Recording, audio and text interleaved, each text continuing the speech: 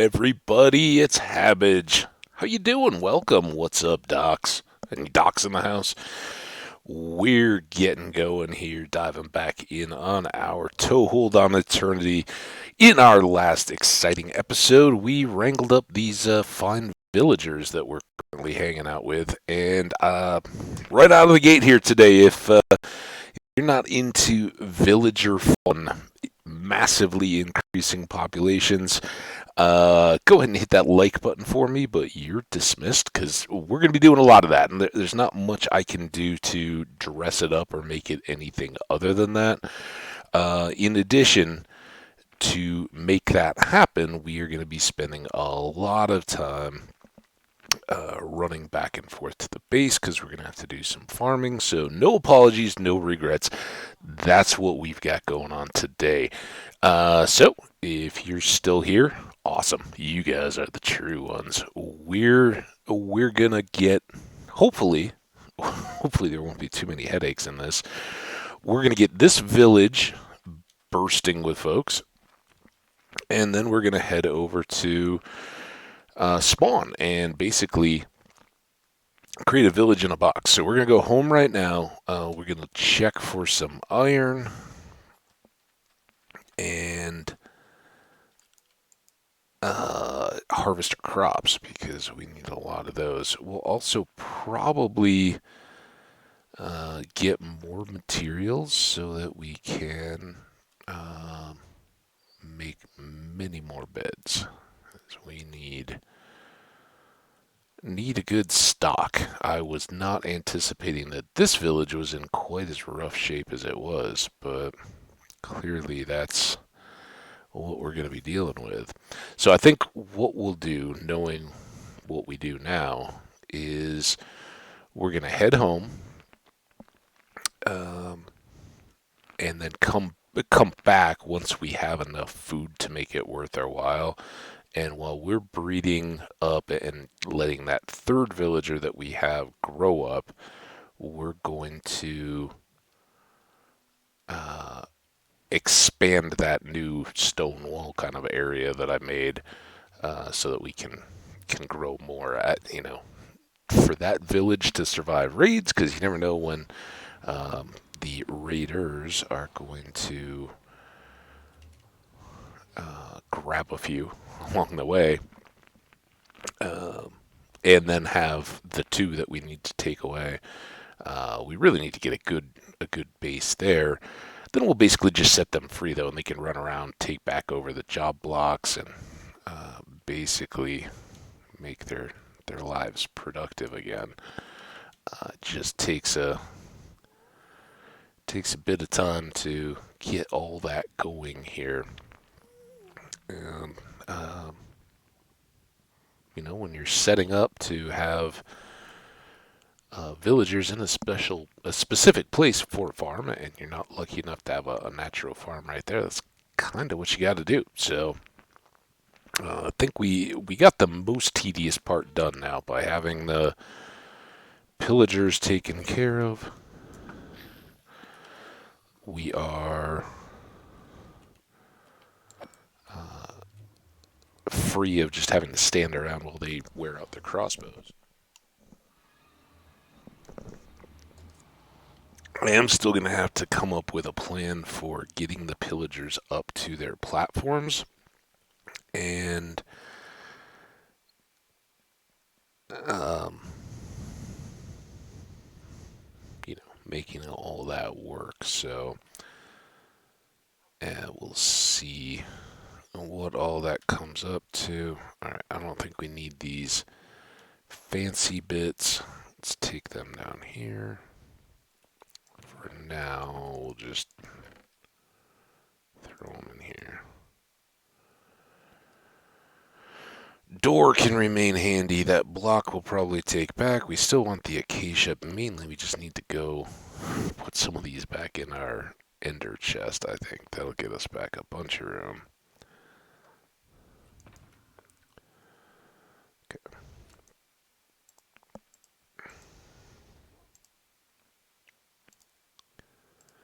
Switch those just so that they stand out a little bit more. And these two can really go back in the animal box for the time being. They are just eating space right now. All right, for beds, for building, we'll get a bit more of that. Beds. I will have a lot more.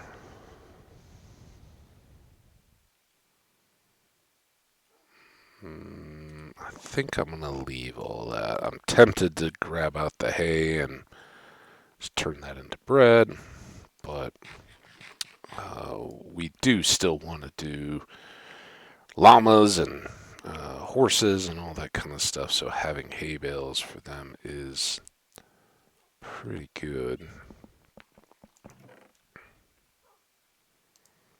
Get you. I don't need this.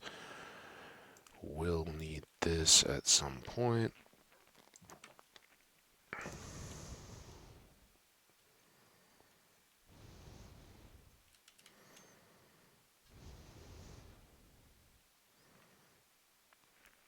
All right.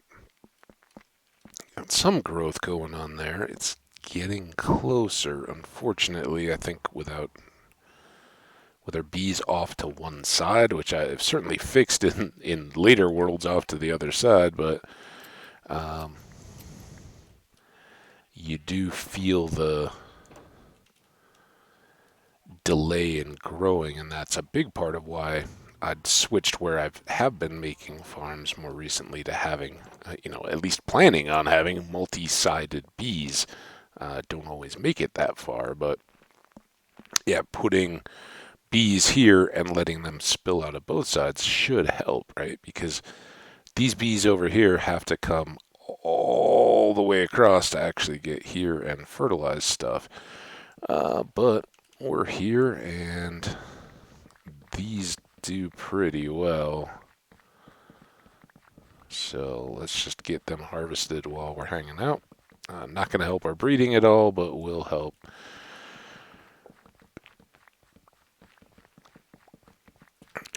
whenever we want to trade again.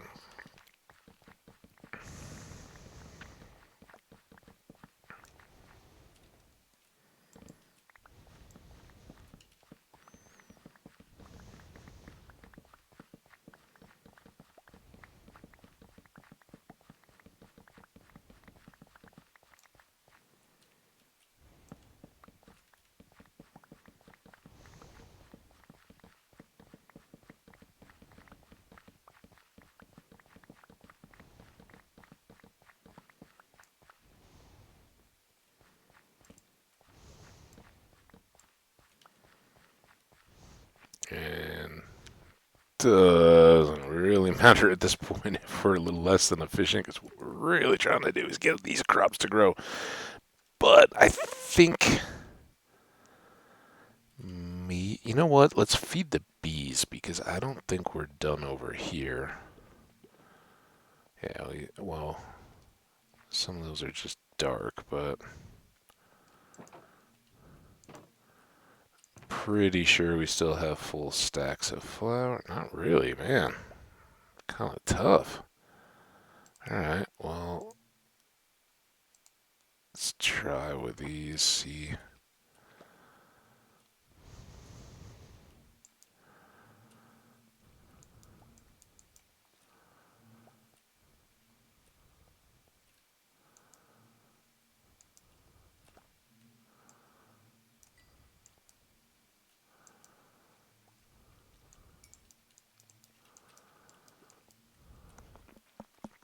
Although I gotta say, this is the prettiest bee area I've made. All the different flowers, the bricks with the quartz on top.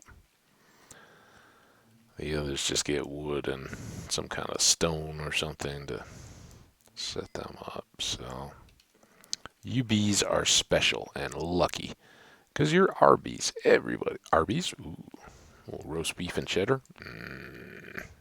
I, honestly, I haven't eaten at Arby's in a long time. The last time I went, it was not as good as I remembered it being when I was a kid and used to go there as a high schooler and think you were there was this deal. Maybe this is why it didn't taste good anymore. So, um, one of my high school jobs was working at a movie theater, and there was some deal, and I am going to be struggling for what the details were, but there was some kind of like a 2-for-1 on our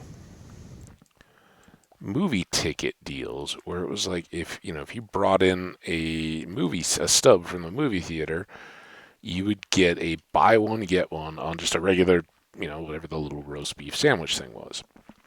But then through our school, we sold these little like coupon book things for a fundraiser, or somebody did, and they were for sale. And that had a deal that was like, um, 5 roast beef sandwiches for $5, which now I don't know what those prices would be, but I'm guessing that man, I don't know what's the price for a basic cheeseburger now. I don't know that it's still on the dollar menu, and Arby's was still more expensive than I think like a McDonald's or Burger King back then. I don't know. Things were cheaper, certainly, um, but not so much so. Should we go sleep in the barn? I've been upstairs in the barn in a while. And so a couple of my cross country team buddies and I, one of whom also worked at the movie theater with me, we figured out that they weren't exclusive. It wasn't like a limit per offer or anything like that. And we're out there running like, I don't know, it wasn't like 100 miles a week, but it was a lot. We'd have a couple of long days, 10-mile plus days, and then lots of 5-mile kind of daily runs, two a days sometimes. So as young teenagers, we were burning the calories, right? It was, and yeah, I'm not saying I was like the beanpole of anybody, but we could enjoy ourselves. And so me and this buddy would go, and they would they would do. I mean, maybe this just says a little bit about the fast food quality. But they were like, oh yeah, so you get five for whatever it was. I don't know if it was a buck a piece. That seems a little high, but you get this 5 for whatever price deal, and sure, we'll then apply a or give you an extra free one with every movie ticket. And we worked in a movie theater. We could have as many stubs as we wanted to, right? They were everywhere. So we could roll in and just sit down. Like nowadays, two would be too much. Oh man, I can't even think of it. But like back then, we'd just sit down and be like, all right, well, there's 10. Let's split the $5 or whatever it was to get them. Get a couple sodas and just sit there and the uh,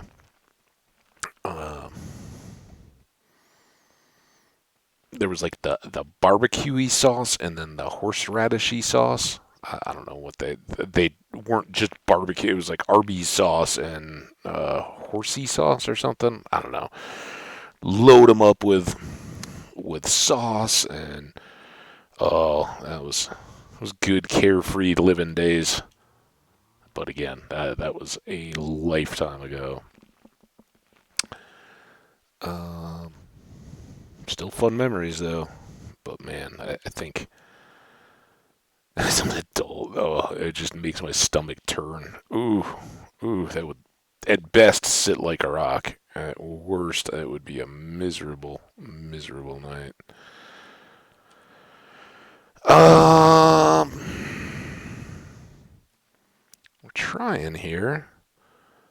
What more should we do? And of these, I think the beets are ahead. Should we just do a run of beets? Where's our chest here? Put you down. Fortune Ho. I think, you know what? Let's actually put these in bins. So someday we're going to have an awesome surprise when we expect it least. We're going to be like, ooh, we actually have stuff to go trade. We'll be all short on emeralds.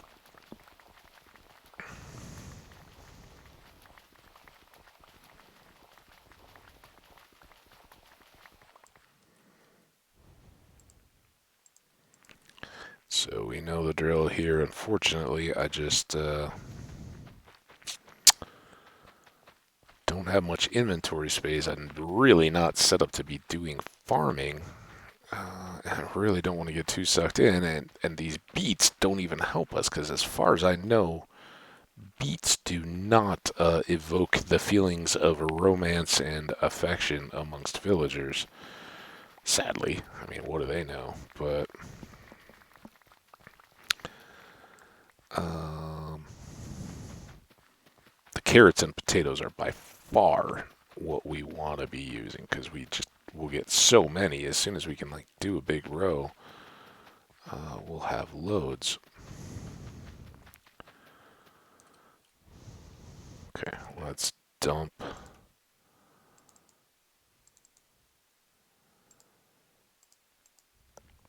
those and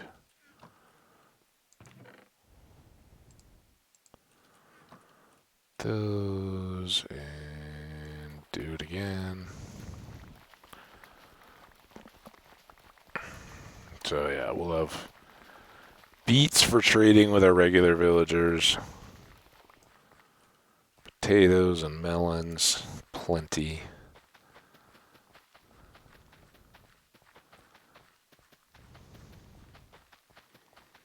By the time we're ready to just do this breeding, I guess we're going to work our way through a rainy day here. Not the best, or not the worst time to have it raining, when we're relatively safe and working in the earth. It's probably a little muddy and sloppy though, huh? Eesh. Now, I kid, when I was an even younger child, very young, like kindergarten age, when I was from, the very earliest as I was growing up, um, the people 2 houses down had a couple of boys, one a little bit older than me and one my age or around there. And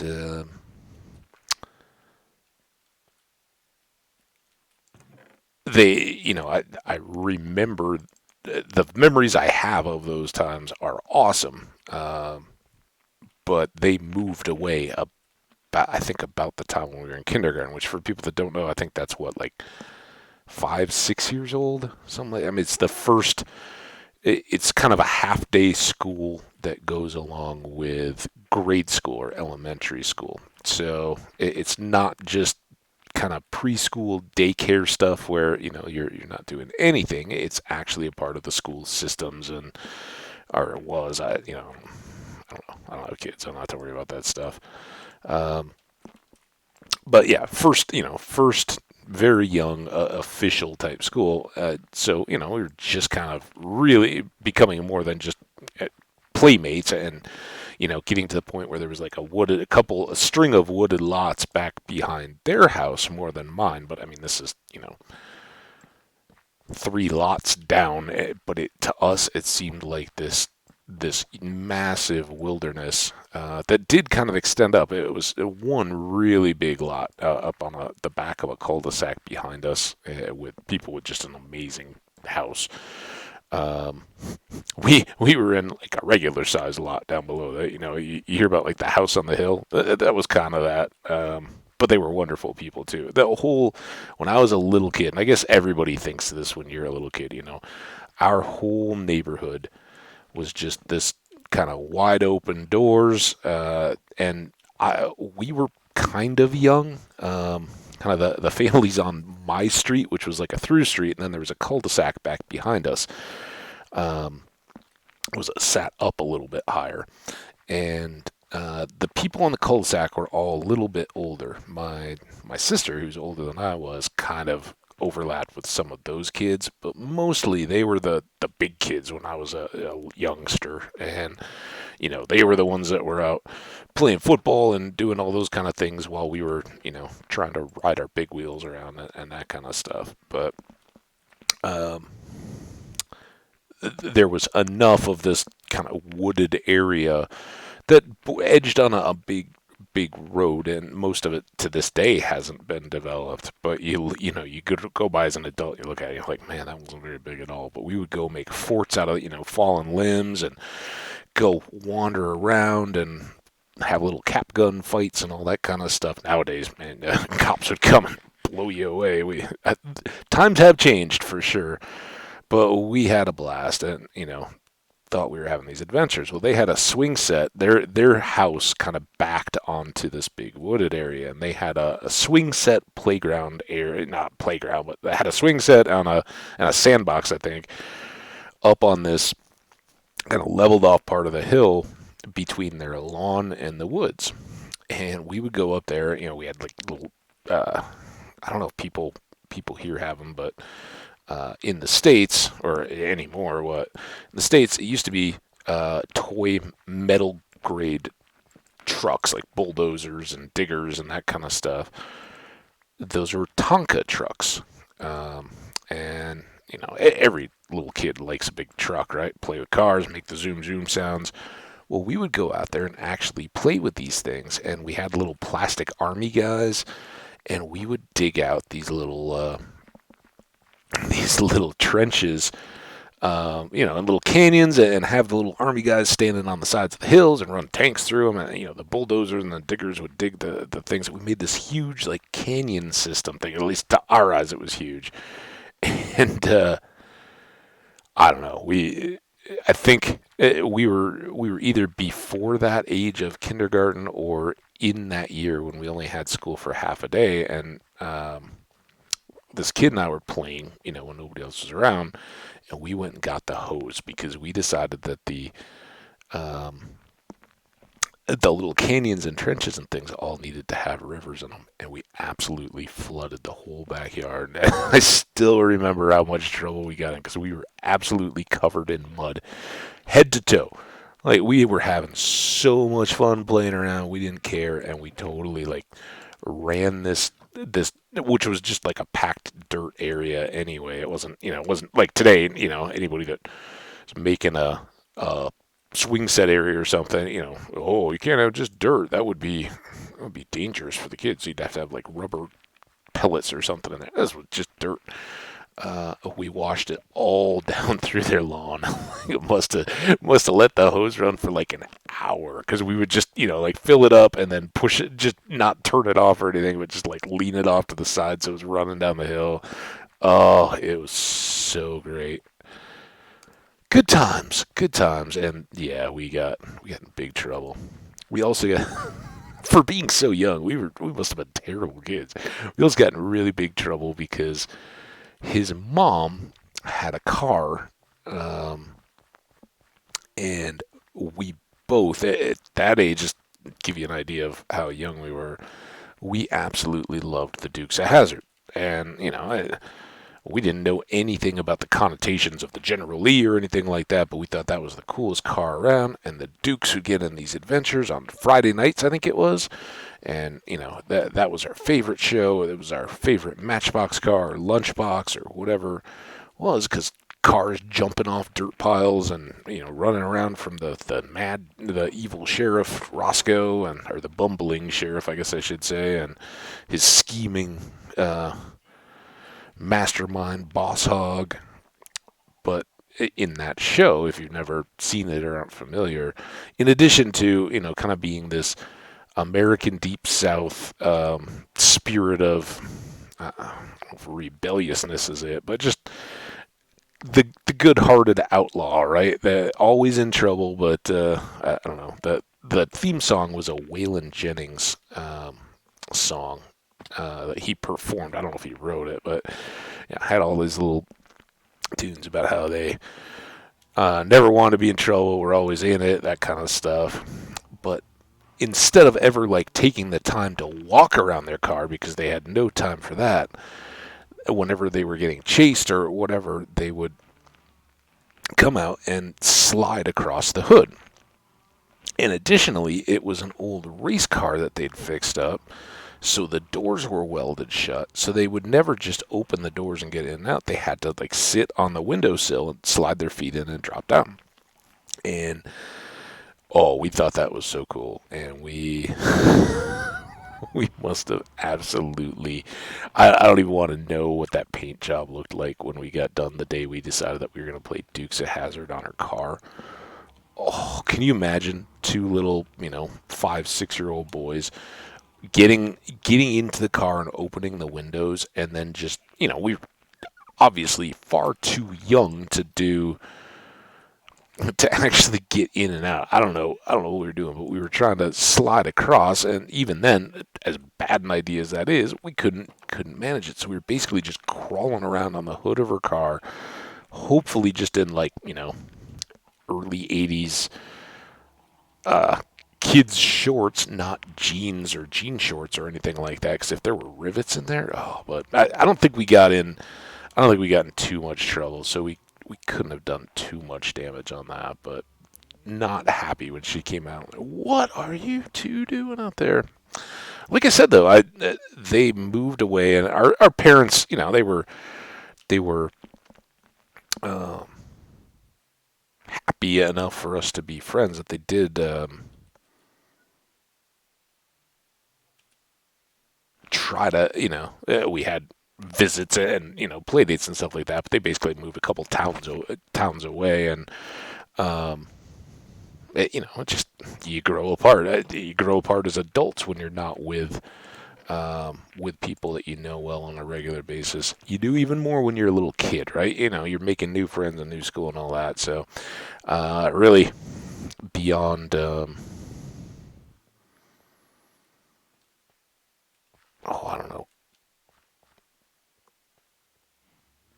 third grade, something like that. We really didn't have a whole lot of contact, but I do remember once. A little bit later when they were living somewhere else and I went over to hang out for a sleepover or something like that.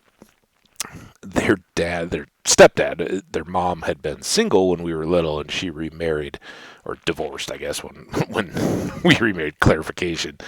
Um, their stepdad had bottle rockets, and I remember that was the very first time. But when we were much younger, we would go out to one of my parents' friends' houses out who was out. We were in the suburbs, and until I was much older and a rebellious punk kid, you wouldn't shoot out fireworks in the neighborhood, right? You had all your neighbors and all that to worry about. When you're a rebellious punk kid, you don't care and you do it all the time. But um, my parents certainly didn't in our yard, and my dad, as I've often said, is from England, and I don't know. UK folks, let me know, but I don't think that it's quite as common for um, private citizens to have fireworks going off in the UK. I think you still get firework displays, Guy Fawkes Day, and all that kind of stuff, but um, I don't know that it is too common. All right, I think we've waited long enough. I'm afraid to look at the time, so we're just going to go do what we can, reseed. We should have lots of carrots left.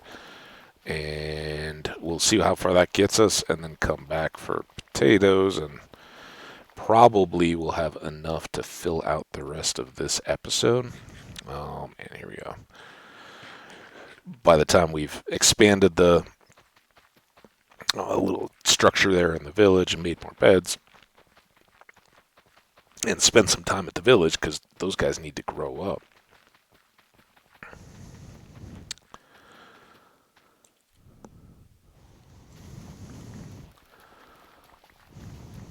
So what we'll do is, I think we'll kind of plan it that off of our 2 adults right now, when we have our first 2 new adults, so when we have 4 total adults, That's when we'll start trying to pull out two to boat them over. But we'll continue to breed more and more children as we're going, so that once we've wrapped up and left, we've already got a whole bunch of new young villagers that are just ready to grow up and repopulate that village without too much extra trouble.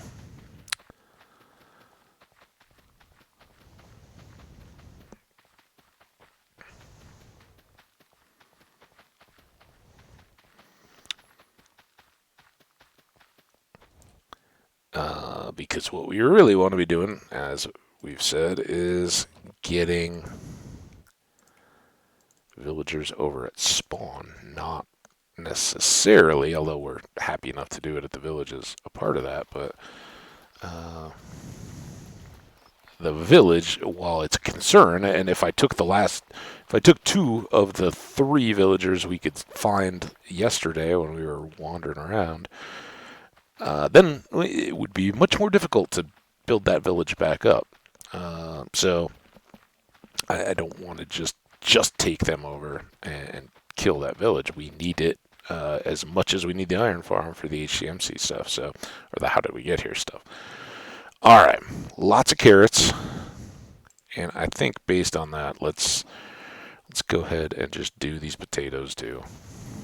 I thought we'd come back and do those as we were switching over to focusing on the spawn site, but let's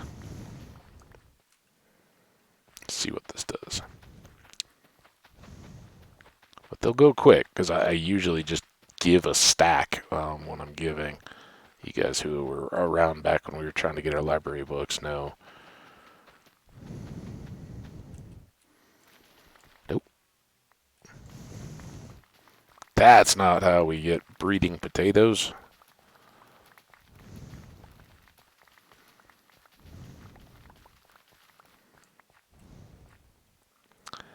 And that's not a plantable potato.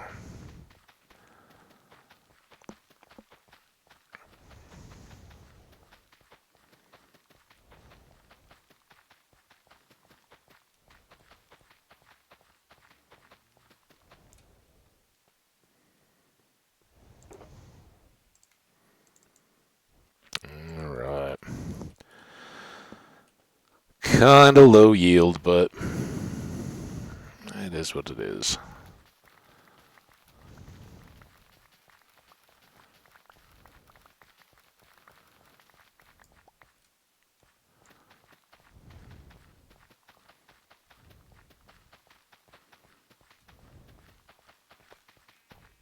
Can't tell if that on the far left, way in the distance now, if that was a spare potato or if that was just a first stage of growth. Let's dump what we have.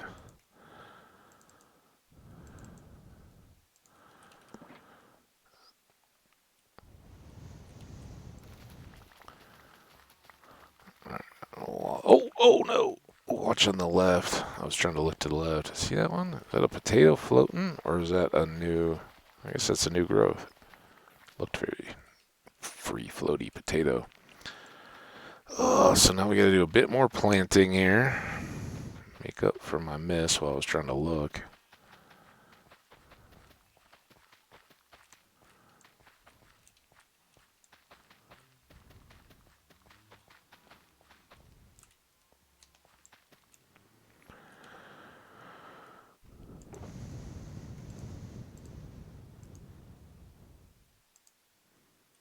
Okay. Poison potatoes. Let's go get one more sheep. Those are cows. Come on. Oh, we're almost at daylight too.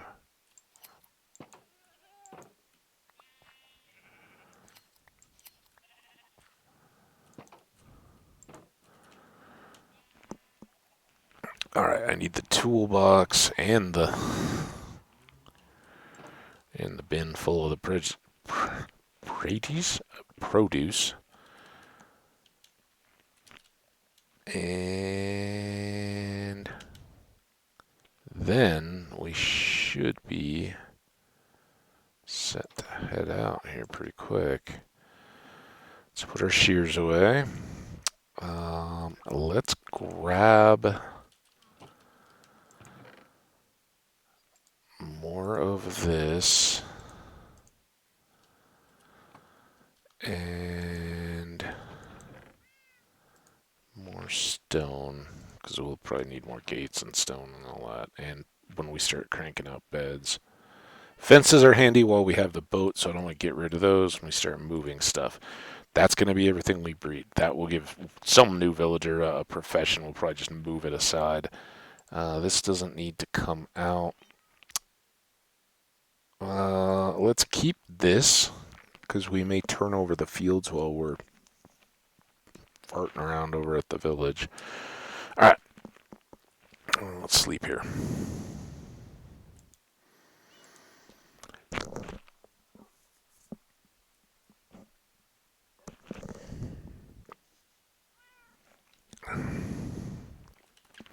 The snow has continued. We got a little bit more late yesterday and into the evening than we did the day before, so they've been out plowing and stuff this morning.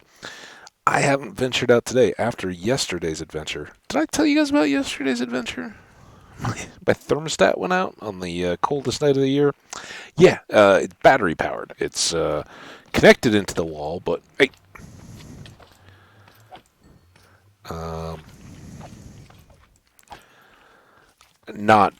doesn't have electrical running to that wall, so just had a little battery pack in it, a couple AAAs, and as far as I know, those make it run for years. Not a big deal to me, but it sure was yesterday morning when I woke up, because it was I don't know, I don't really pay that close of attention, but it was probably the coldest morning that we'd had of the season. And fortunately, I'd just been in Minnesota, so it wasn't unbearably cold, but it was cold. And I woke up all snug and warm in my bed. I was all cozy under my blankets, and kind of see that it's bright and sunshiny out. Like, oh yeah, here we go, snow day.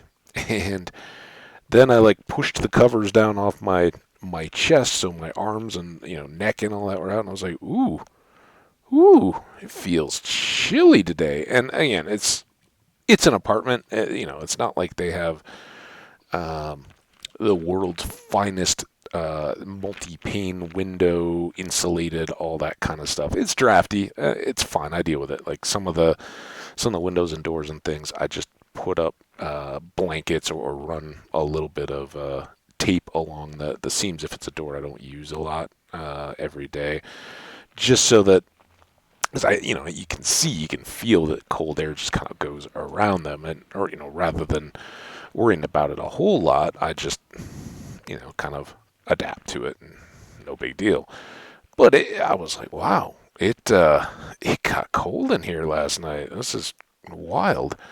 And then I got up and was like, no, it's cold. What's going on?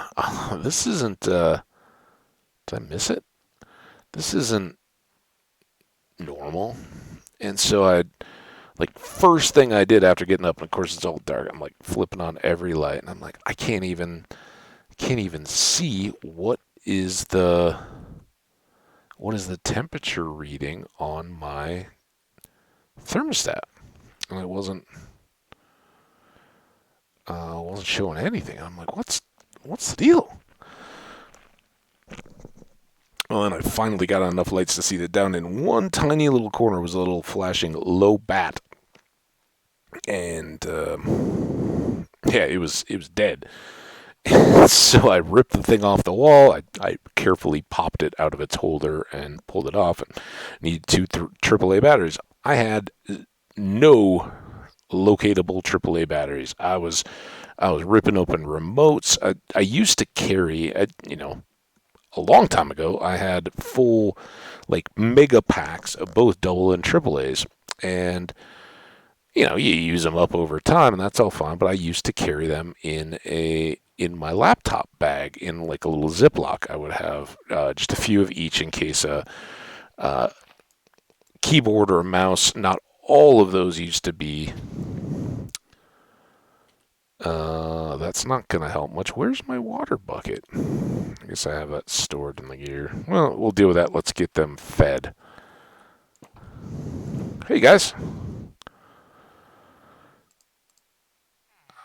We need this. This. These. Alright, you only have 3 beds in here, but we had this one as well. So let's get it down. It can be off to the side. And then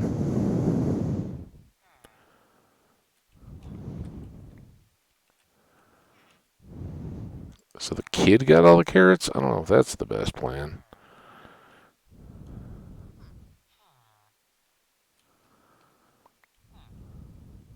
Alright, now you guys start the great carrot swap. No! What are you... Dang it! I'm glad you are so focused on your profession, jerk. Now you get nothing. Hey, come on. Get. We did this last time. Oh, man. Going awful.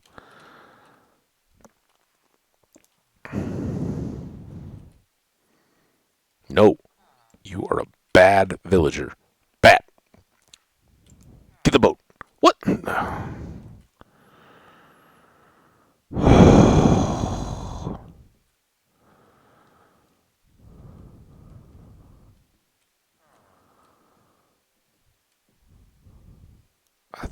I thought we made a love connection for you, buddy. What's the deal?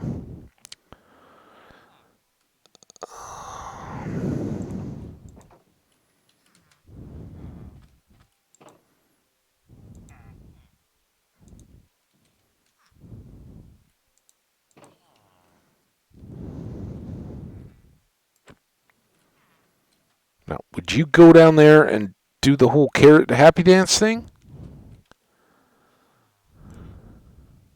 And what happened to the other? Oh, it's all bad.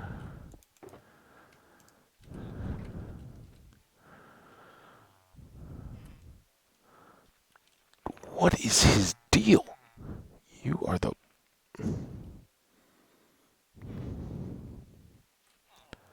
Alright, is that second little... Yeah, we got 2 little villagers now. Good. And they are all still in there. So first thing we're doing is making a double entrance.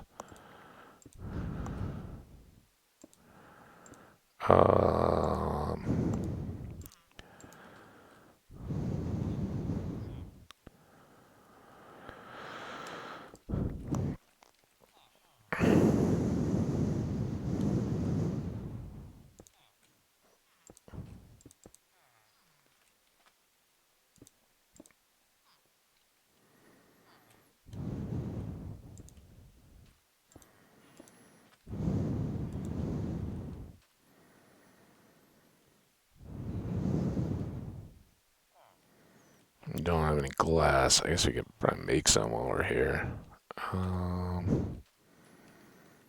Gonna need to clear back from here a bit anyway.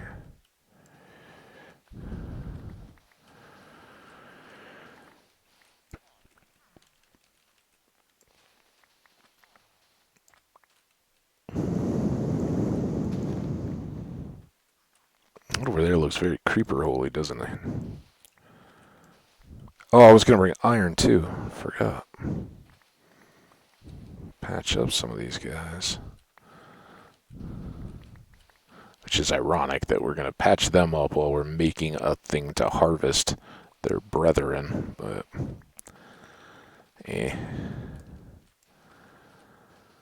they'll get over it. They don't spend a whole lot of time pondering ethical dilemmas or moral questions. They're golems. They just smash.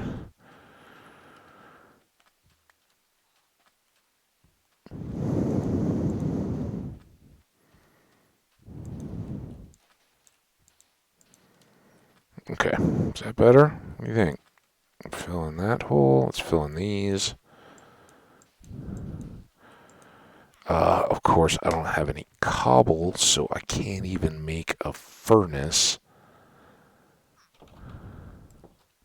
But there is some of this. Oh, this was my fortune axe. We'll be back in the deal.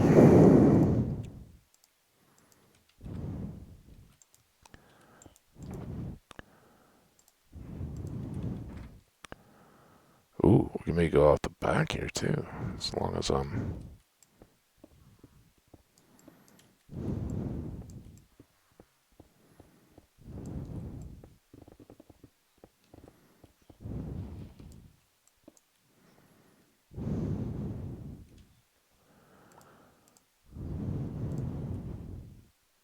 Well, that wasn't exactly good because I want that cobble.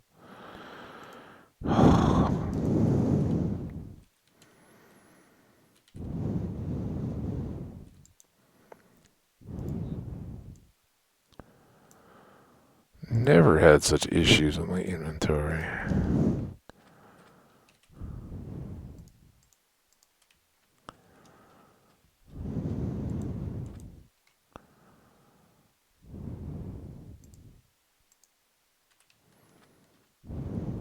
Where's my bed?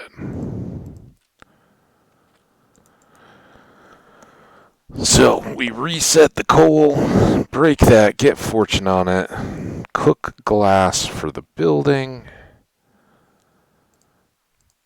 Soon it will all come together.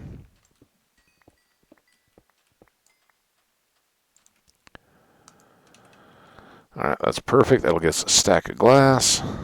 Now,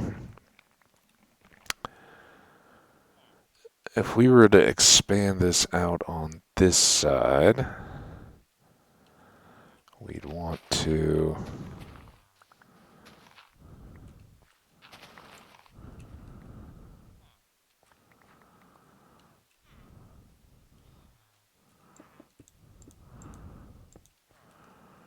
maybe go from there.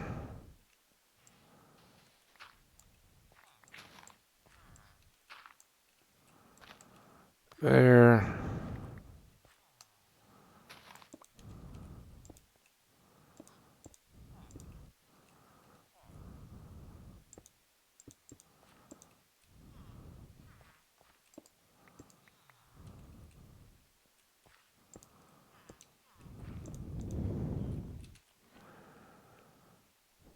That's all sand. We really only have one more sandstone. What are you doing? How did you get... Oh, you went up there? Just wait till I make windows, buddy. Alright. I think this will be another gate. Let's put that there.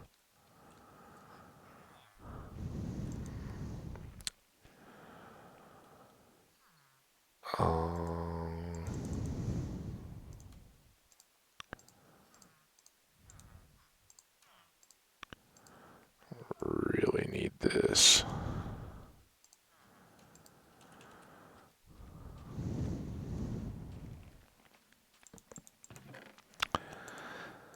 Alright.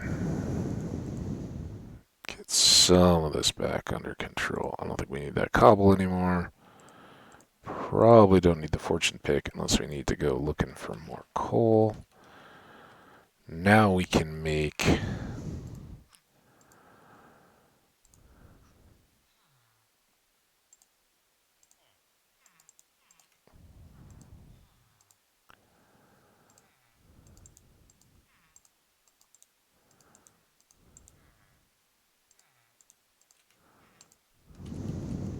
gates. We're going to want 2 here. 1 here.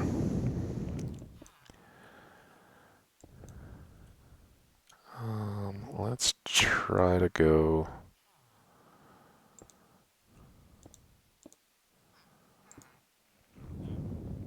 to here.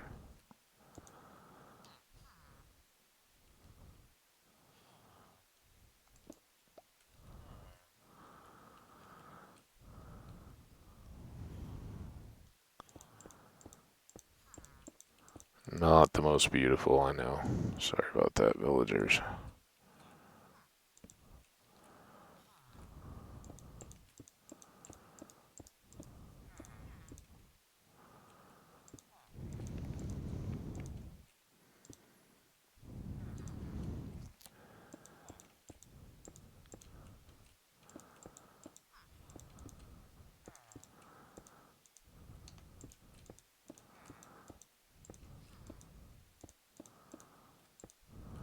Alright.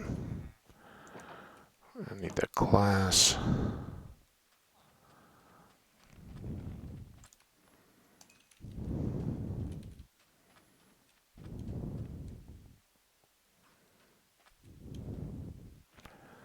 Start with sealing up here. Oh, what did I do? Oh, I guess that's the...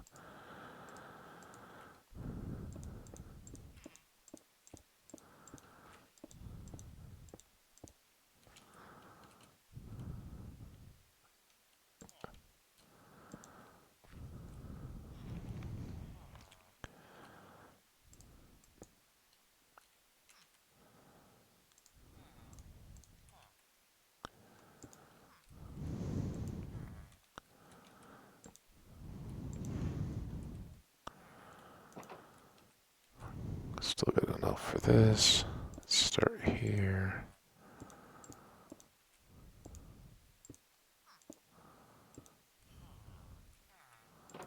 Alright, back door is set.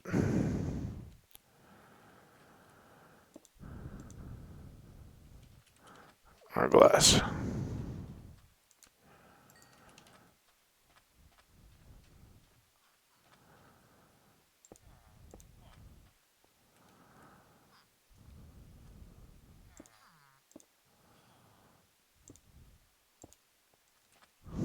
Go back in there. Oh, come on. What? Get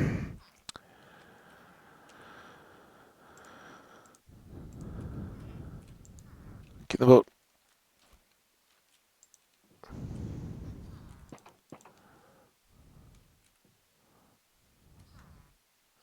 What?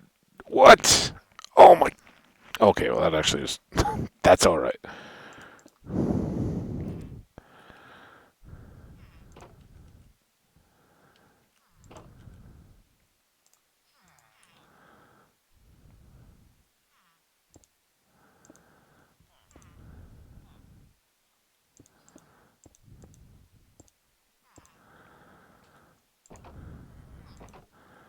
Alright, now you two are in here. You got your floating cactus. You got hearts going. Probably don't have enough. Oh, you got more kids, though. Yeah, no more beds, so we gotta make those. But let's get this done now. Man, I hope this isn't closed. Good.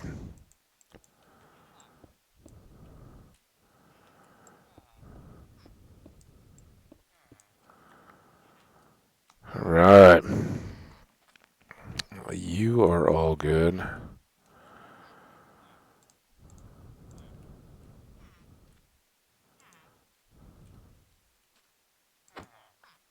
You two are all good. Go on. I guess we can use beds now. I don't think I want that post just hanging out.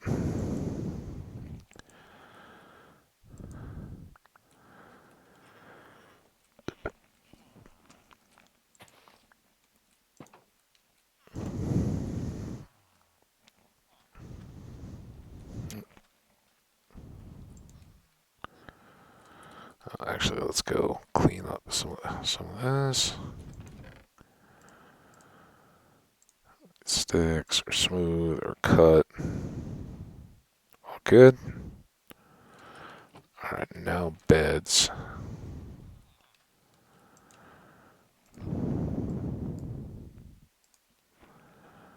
And we made a bunch of white.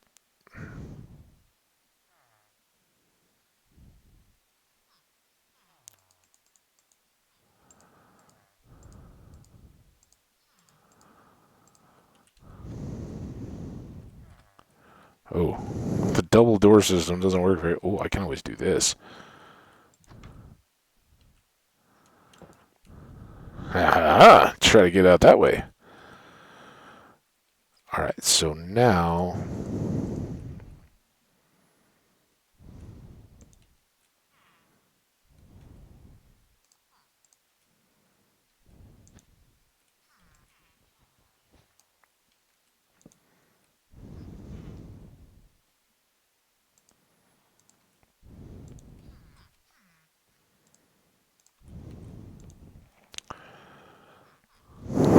you are productive. I'll give you that, guys.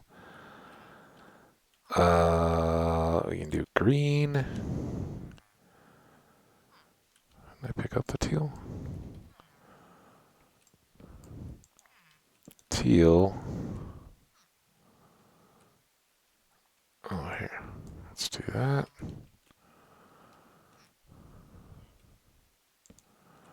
That. That. That. That. All right.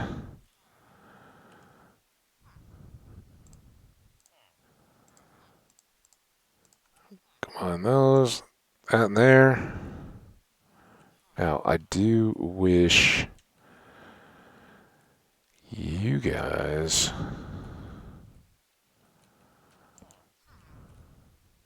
would come into bed. Everybody pick a bed. Sir, I would like you to pick a bed over there. Go on. Go on. What are you doing? What are you doing? You don't have a bed out there. Look at all these beds. Oh my gosh.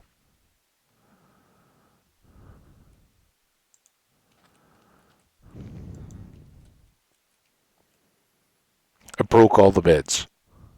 What are you doing? Maybe that's the best plan. Come out. I'll try to guard you. Where are you going? This was your plan?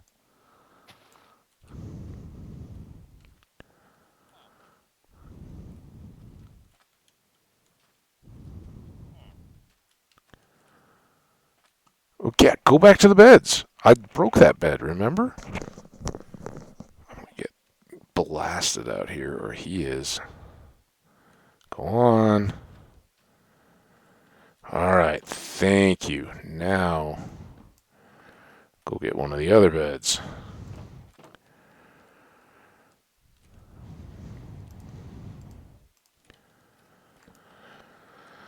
Whoo-wee.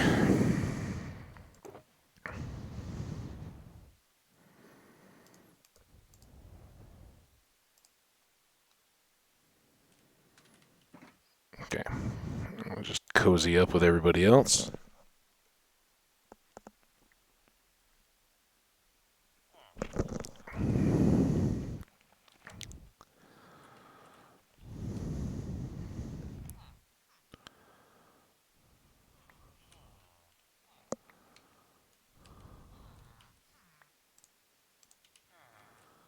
Are they already doing the potato thing?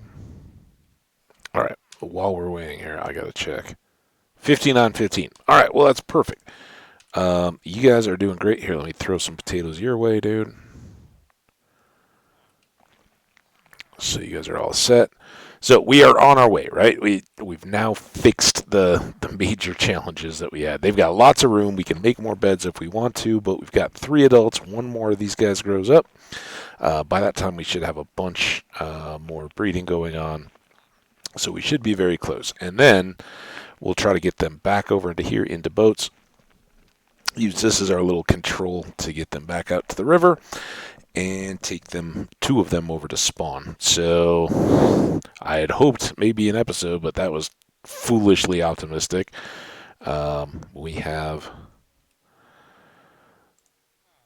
at least another just getting set up tomorrow. So,